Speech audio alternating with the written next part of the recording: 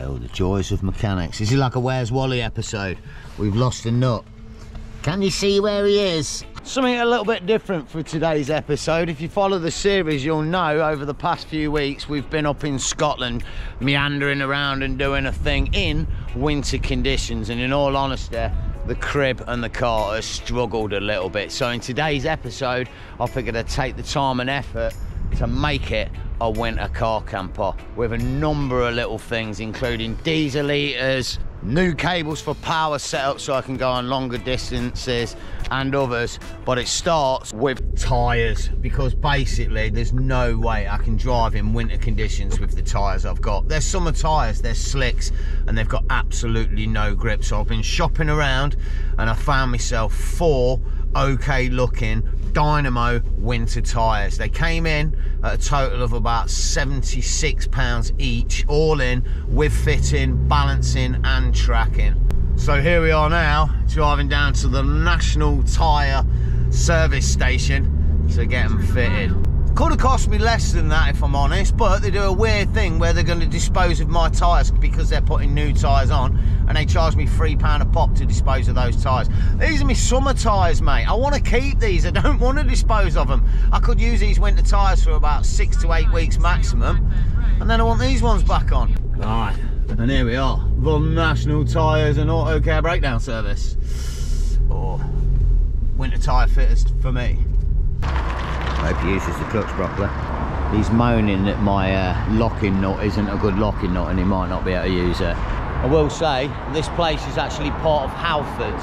After all the hassle I've had with Halfords the other week, I've had to come back to another blooming Halfords place. I didn't book them from Halfords, I booked them from somewhere else, but they use a Halfords store to fit them.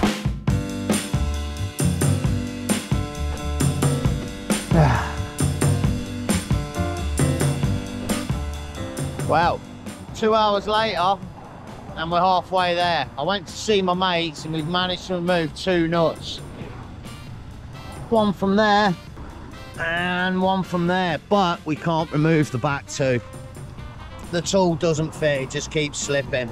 So now I'm driving to the other side of the city to see a guy that's supposedly going to be able to remove them for 30 quid, so then I can drive back to the Halfords tyre fitting place for them to remove and change the tyres. This was supposed to take 2 hours. It's taking a whole day and I still might not get it done. I've just got my fingers crossed that this guy can do what he says he can do. Otherwise, yeah, we're in the Tommy tit. Need time. Oh, wow, moment of truth. Superior Auto Care. Really got my fingers crossed and my hairy toes. Here we go then. The man's got the toolkit. It's a proper, yeah, removal toolkit for these, so hopefully he's just telling me, and we've both got our fingers crossed because he did a Citroen yesterday and he ended up having to drill the thing out, and bless him, it buggered his drill. So I don't want to be the guy that does his next drill. Are you a betting man? No. So we're not putting money on it? No. Yeah, well, hey, are you having a fiver? Is that a fiver? Oh mate, come here, give me a kiss. Off camera. Okay, so look, here's a bit of lowdown information for you. Let me show you this. This has not got any shape whatsoever. If you see on the wheel nut there, there's like a little flowery shape. Now we've got the tool that had the flowery shape, goes in there, but this thing on the outside actually spins, and what this tool does is go over that and clamps down on that spinning bit so it won't spin, and just clamps it super tight so hopefully it can get it off. I mean, we're saying all this, we've done one, but we've still got one more to do, so let's just let's keep our mouth shut for a second. Well, good news and bad then. The bolts are off, but now we've got 4 holes where the bolts were. I have got these, my mate gave me these, but they don't quite fit, so I'm gonna go and have to buy some more. Man, honestly, it better bloody snow, that's all I'm saying, wherever we go next. Hey, let's go get these bolts. Ah, Parker's, the place for all your motoring needs. Bloody hell, 35 quid and they can't get them till tomorrow. Nightmare. I'll get them from eBay. Let's just go get these tyres done.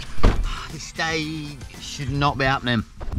You know that philosopher on TikTok, the one that goes on about sometimes life just wants to F you over, and like that day when life just wants to F you over, you should just turn around and go back home and just forget the day and just disappear and then start the world again tomorrow.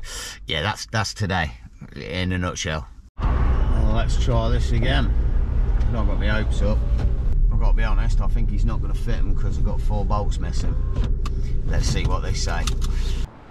Oh, I finally, for the first time today, got a smile on my face. We just spoke to the geezer. He come out and he looked a little bit like, kind of sorry for me because I've been running around like a madman all day. And he mentioned the bolts, and I sort of didn't tell him I hadn't got them.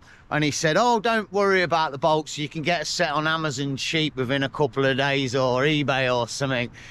So bless him, he's going to do it without the bolts. Thing is, it's sort of, they're adhered to Alfred, so they're adhered to regulations. He was telling me earlier that they have to take photos and such and have a check sheet of all the work that they do, each bit of the work as they go through it, which is why it's going to take them an hour and a half as opposed to about half an hour. But yeah, it seems, fingers crossed, that all ends well today. We're not there yet. Morning. Good news, I've managed to find a razor. No, even more better news. Da, da, da, da. All 4 tyres are fitted, and I've got to say, I mean, I can't really show you, but they're looking amazing. How it's got these little ridges and bobbles there, yeah, that transpires through the whole tyre there. And they've got an amazing grip, and it's a good step to be in. And there's another step that's a good step to be in as well, because we've had a bit of a delivery this morning, and these 2 things really are the icing on the cake in terms of setting up for both winter conditions and the European trip. Inside the big box is the diesel heater, mate, and in the top box is all the cabling I need to wire up the electrics to charge my batteries on the go. We do, however, have one problem. I can't fit them, I'm useless. So we're going to go and see the legend, if you're a regular to the series, Jason, up at his unit to do some absolutely amazing work and get these fitted properly.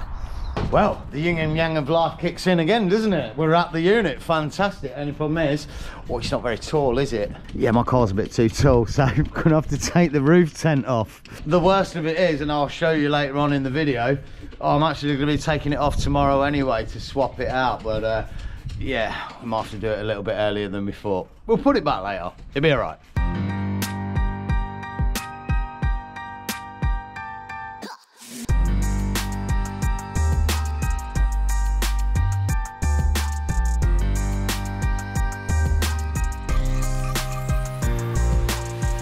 Good times. Good driver as well. Do you want to come with me? Hey? To Europe. I might need you on the tight roads. Right, let's get some work done. Let me show you what we've got. Well, I've got to say it, first impressions are fantastic. I'm well chuffed with this. Look at the size of it. I assumed when I bought a diesel heater it was gonna be massive, but Jason was saying that you can get, excuse the sound, you can get a stand that hooks over your wheel and this thing will stand on it, so obviously they're not actually that big. This is an all-in-one unit, obviously everything's in there, the pump and all the sort of the petrol thing for holding the diesel and such. And for those of you who are interested, it came in at a total of £95. It's just one of the generic ones from Amazon. I do believe it's an 8 kilowatt one, so it should be well overkill for what we're going to use in here and should keep me really toasty warm. Comes with a remote and yeah, all the usual stuff with a diesel heater. Just going to say, try this at home. Don't try this at home, kids. We're not robbing it. It's my diesel. No, this is not how you do it, kids. Don't watch this bit. A minute, say that again. You suck on that. Yeah, you didn't hear what I said before that. Right, okay. Oh, mate. Oh, God. You should have bought some diesel. I should have bought some diesel. I bloody wish I had now. I'm going to be drinking this stuff, dude. Well, as soon as you feel it coming, pour it into there. Yeah, but as soon as I feel it coming, it'll be in my mouth. Well, you're either going to get air or you're going to When do I stop? Well, as soon as you feel anything. Don't want to do it.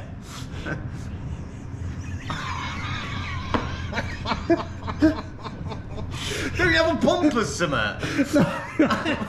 What? I'm the pump. Oh, this is nasty. I can hear it coming. I'm tasting it. Fucking hell. Is it coming? I don't know. It might be sucking air. I think I'm sucking air, bro. Yeah. Are we going any more? No. I feel a bit faint now. Oh. 3 vehicles later, and I feel like I've been at a rave for 12 hours, and they've all got anti-siphon filters on, so we can't get diesel out. I might actually have to call the old man Grumpster and get him to pick a bit up. For now, I think we'll move on to another stage. We're going to move on to try and install in one of the most important parts of all this for the trip, the way for me to get electric. Basically, some DC cigarette light sockets, 2.5mm cable, and an inline fuse. But here's the thing, we need to find a way of feeding it from the front battery into the back of the car. And to be honest, the problem with this is, goodness me, where do you pull it through? You know, do we drill a hole somewhere and try and feed it through? There looks very limited space. Obviously that at the back, that is where the electrics normally go through. That little puppy there, that round thing. But to try and get to that somewhere inside the car, I mean, it could be anywhere, you know. So the other option is maybe just drill a hole through, but where's that gonna come through in terms of the car? Really low down and probably quite difficult to get with. But Jason the legend may have come up with, if not a cunning plan that Boulder could be proud of, at least a bit of a sneaky one. If you're a regular to the series, you remember I blew up one of me cigarette lighter sockets in the back of the car, i.e. this one down here, which Jason's now taking apart, i.e. with the burnt stuff. Look at the state of that thing. Yeah, that kind of melted. That'll be what the smell was.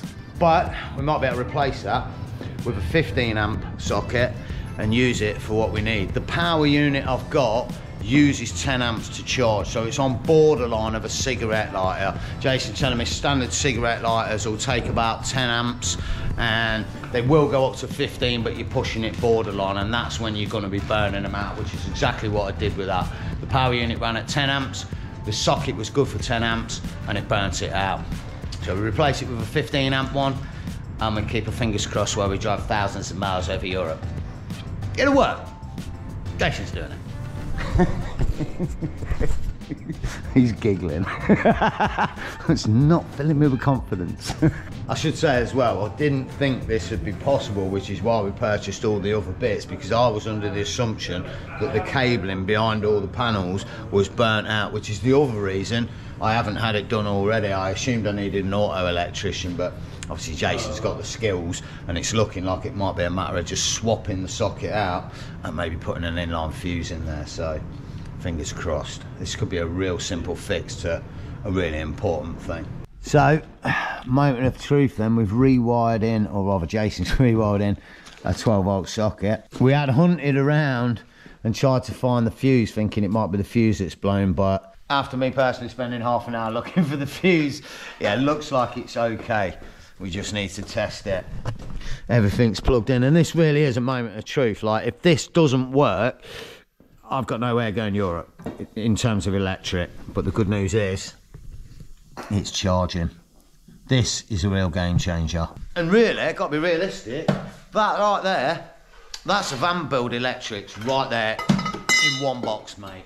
Rather than having all your DC to DC converters, inverters, and all the rest of the gubbins that goes with it, running it from your leisure battery or your main battery and all that. No, a 12-volt socket, and I'm able to recharge 3,000 watts of power. On a 12-volt socket, admittedly, it will take about 32 hours. But hey ho, it's a long drive from north to south France. It might be enough. Listen to, look, they're talking shit about me, look. Hey, it's the Grumpster.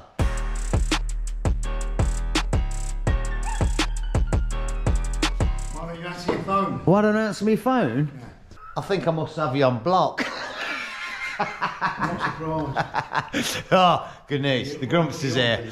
We can get fuel. Is it switched on? No way. So, Motor Truth, just running a little bit of a tester on a cable. Bit of a weird one how these wire up. I mean, me being like no technical guy, I'd worry about leaving this outside and this getting wet, but Jason tells me like even if they get wet, as long as the cables don't touch, they won't short. But all looks good and well. We do, however, need to get some diesel. Yeah, you need to get some bloody diesel. Are you ready? Yeah, I'm ready. Let's rumble.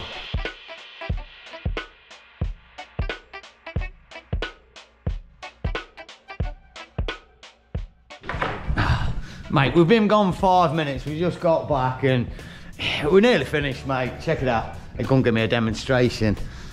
Look, we've created, this is amazing.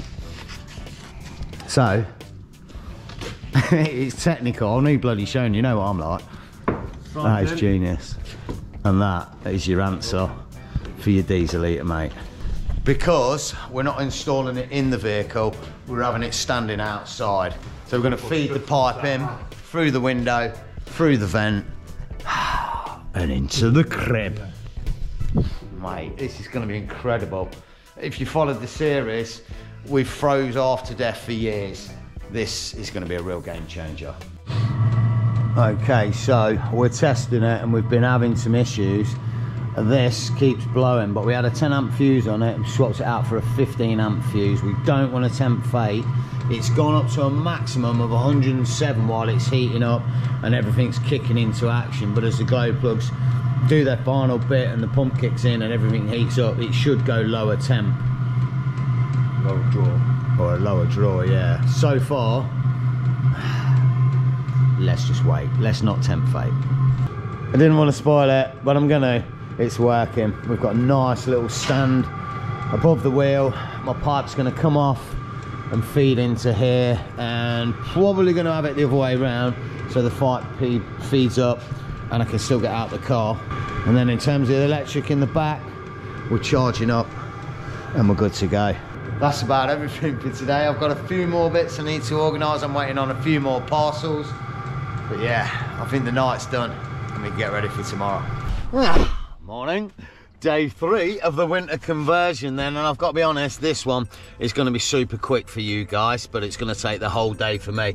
I'm driving over to Nottingham at the minute to swap out the roof bunk and give it back to Pete because he needs it for an exhibition in a few weeks' time, and I'm going to replace it with a roof box, which also makes a lot more sense to me if we're heading into the mountains and I want to be able to take more equipment with me.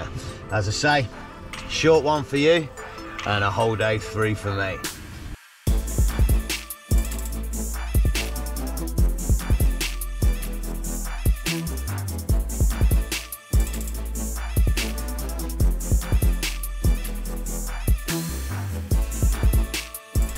And off with the roof tent. I forgot to take that shot, but you've seen it before.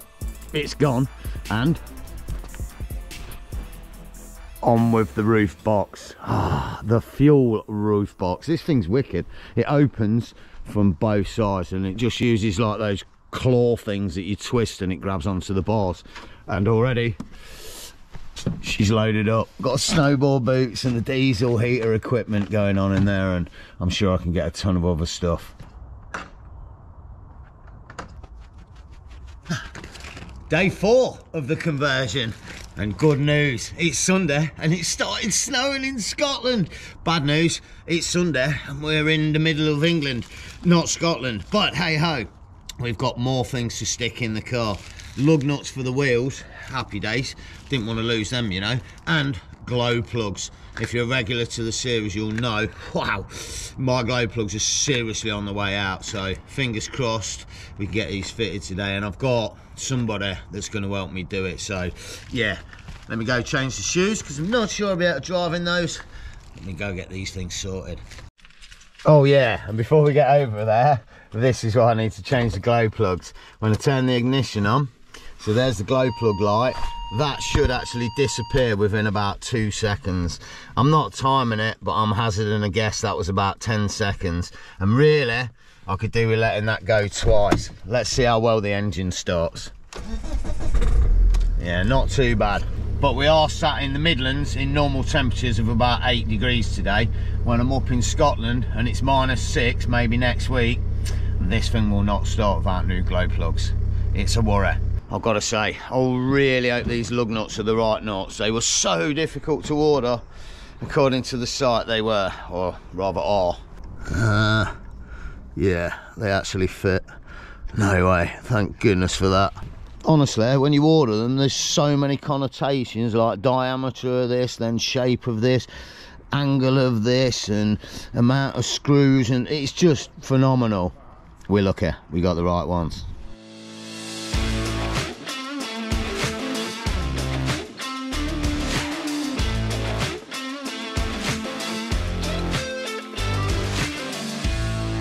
Okay, time for some glow plugs, and well, the lads are telling me, if you can see in here, those little screws there look nice and shiny and clean and not like the rest of the engine, which is making us wonder whether we've got new glow plugs in there already, and we're about to put even newer ones in.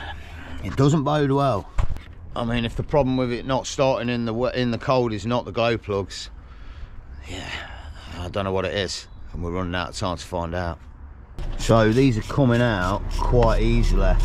Gordy's saying the reason that they're coming out easy, because they've been changed recently, or within the past year or so, I'd say.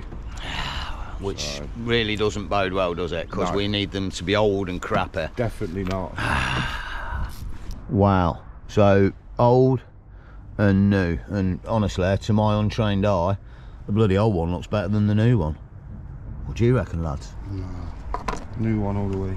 New one all the way. In all honesty, it's a real shame we haven't got a voltmeter, because I actually did a bit of research on these things. I don't know the measurements. I think it's ohms, but you can measure the tip of each of the glow plugs, and if it's above 0.1 they're buggered, and if it's below 0.1 then they're good to go. Obviously we haven't got a voltmeter, so yeah, we swap them out and keep our fingers and hairy toes crossed. Oh, the joys of mechanics. This is like a Where's Wally episode. We've lost a nut. Can you see where he is? He's in there somewhere. Oh, there she blows. Found it. There's Wally. Well, cover's going on and all's well. Only problem is, we've got no real way of testing it until it's cold tomorrow morning. But yeah, bless the guys, man. Gordy and Mark, big shout, you know. Oh. Always leave something, better not leave that. Day 5 of the build, and guess what? Another delivery. Including some of these bits. Not that. I don't even know that I ordered that. Pretty sure I didn't order that. Looks like a little grizzly floor mat or something for wiping your feet, but no. Some of these bits. A broken down triangle. You know what I mean, one of them things. Oh, might not need this for Scotland, but a UK sticker. And then these weird things for your headlights. Check those out, it's so random. Because we drive on the left side, our lights point a little bit to the left, but in Europe, right side, their lights point a bit to the right. So I have to stick these stickers on, and that transfers the direction of my headlights, as long as you get them exactly in the right position. That'll be fun, won't it?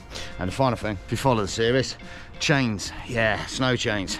Pain in the arse. These socks, mate. Just pull them on and keep your tyres warm and toasty, and they should help in the snow and be less hassle than the chains. I have also got a snow shovel somewhere, but yeah, it's in another box. But that's it. I think the car is pretty much set to go. We do, however, now have one major big little problem that we've got to deal with, and this really does have the potential for knocking the Europe trip completely off the rails. You see, when I went to Wales about 4 weeks ago, I woke up one morning and realised that I broke one of my back teeth. It's a molar. I'm not sure if it's a wisdom one, but I'm left with a third of a tooth.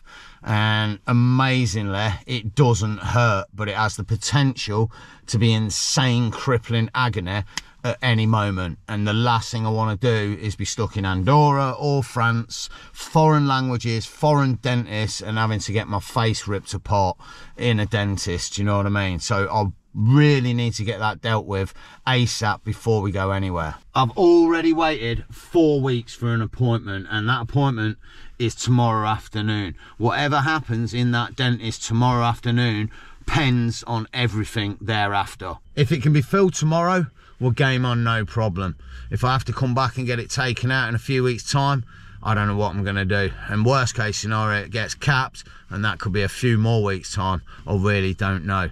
Until tomorrow, when I come out of the dentist. Well, day 5, a moment of truth, the dentist. Let's see what they're saying. I'm really nervous. I'm not a fan of the dentist.